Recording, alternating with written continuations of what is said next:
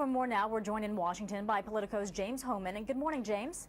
Good morning, Betty. All right, so there are two issues we need to get through. First, the actions of these lawmakers. They walked out, they left the state rather than vote. Have you ever seen anything like this?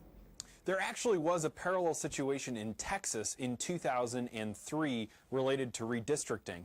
The Republicans wanted to draw the congressional boundary so that they would be much friendlier to Republican candidates. 52 members of the state house fled to Oklahoma for quite some time. Eventually, they agreed to come back on the condition that the Republicans wouldn't pursue the measure until the next legislative session. Then, when they did bring that measure up again, the Republicans were able to pass it. Then 11 Democrats in the state Senate fled to New Mexico. Eventually, one of the 11 came back. Republicans were able to pass the redistricting measures that they wanted. It was a short-term victory for Republicans, but it carried a long-term political price. A lot of people are looking at that parallel from Texas in 2003 now with Wisconsin here in 2011. Okay, well, in doing so, let's look at this. How long can the Democrats hold out? As long as they want. Ultimately, Governor Scott Walker in Wisconsin has self-imposed a Friday deadline. There is a massive budget deficit, an immediate one in Wisconsin and a longer-term one for next year. The state assembly was voting Friday or Thursday night on a measure that would essentially pass the budget as Governor Walker wants. They cannot pass that budget without the Senate Democrats coming back. That is why, even though it was more a stunt than anything else, Walker just needs one Democratic senator to come back so that he'll have the quorum he needs to pass the legislation. They have the votes, they just don't have the number of members in the chamber. So if a Democratic senator doesn't come back, this can go on indefinitely? Technically, yes. Eventually, the expectation is that someone will wear down and come back. But in order to pass the legislation, they need a quorum, and right now they don't have a quorum. So is it an effective strategy for them to do this? Well, it's effective at stopping the legislation from passing. Right now, two things are going on. One is that there is a war for public opinion. Organized labor is investing a lot of resources to try and make the Republicans look bad, and Republicans think that having the Wisconsin senators off the job in Illinois is a PR victory for them because it makes them look like they're shirking their job duties. Eventually, this will pan out more. The polls are up in the air. There's polling on both sides.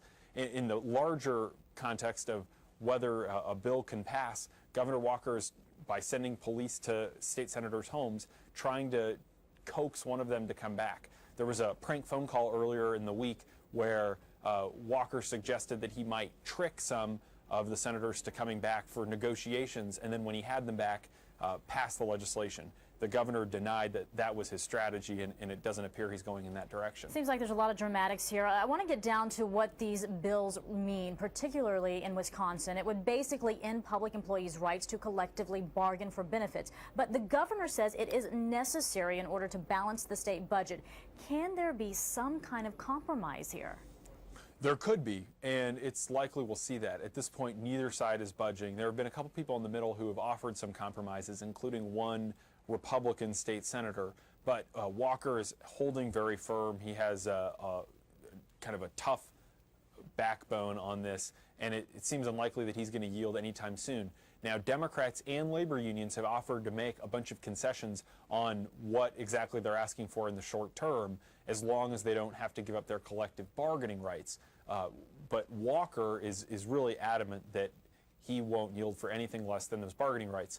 Now, a lot of Democrats say that the only reason he's doing that is to make a power play, to take away their ability to negotiate in the future and to undermine a core constituency of the Democratic Party. Walker says that that's not the case. Well, James, you know, some people say public employees are asking a whole lot right now, especially when so many people are out of work. Are public employee unions out of step with workers, say, in the private sector? There is a lot of frustration, and that's what Republicans are banking on right now. Public employees unions are not particularly popular. Union bosses are not that popular. And Scott Walker has made a calculation that a lot of the unemployed people in Wisconsin look at the incredibly generous benefits that teachers and others get in that state, and they look at their own bottom lines, and they don't think it's fair. And that's the political calculation that Walker and some people in other places are making. Right now, Wisconsin is the flashpoint because if Scott Walker prevails in Wisconsin, it will embolden a lot of Republican governors in other places, and maybe even some Democrats, to demand significant concessions from labor, because it'll show that ultimately the Republicans can win this fight. Yeah, let's talk about that for a second, because other states are considering bills that target unions. What are the political ramifications of this, especially when you consider the amount of support Democrats get from unions? There's short-term and long-term ramifications. In the short term, it could be an easy victory for Republicans that helps them with some of their fiscal agenda. In the long term, if Republicans actually are able to crush the back of these public sector unions, it does undermine a critical constituency of the Democratic Party. A lot of people like to joke that the Democratic Party is a wholly owned subsidiary of the National Education Association or some of the other big unions. And in the event that these unions continue to lose influence, that could hurt Democrats long term. Also, more importantly, in the midterm, when you look to the 2012 presidential elections, if Republicans keep antagonizing organized labor, you can expect to see an incredibly galvanized union movement in 2012 to help elect Democrats, which could end up backfiring pretty badly on the GOP.